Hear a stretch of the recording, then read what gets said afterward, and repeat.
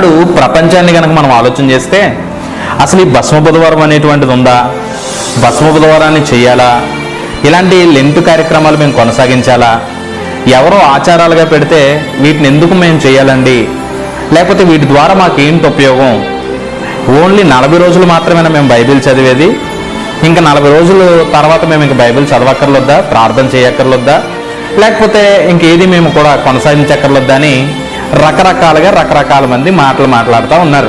సరే, పొలంలోనో పాపంలోనో ఏదో ఒక సందర్భంలో పడిపోతూ ఉన్నాం.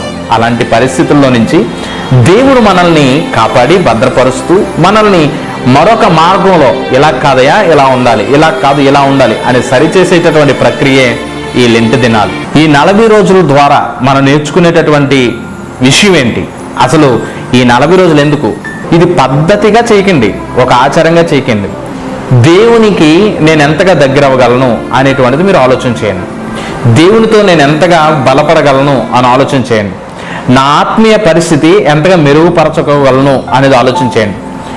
మై ఫ్రెండ్, నిజంగా నీ జీవితంలో బ్రతకాలనేటువంటి ఆశ నీ జీవితంలో ఉందా?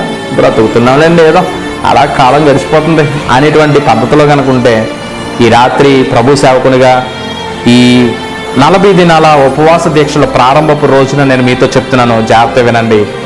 బూడిదను అయిపోవాలి. మనం బ్రతకాలంటే కొన్ని మన జీవితాల్లో బూడిదైపోవాలి.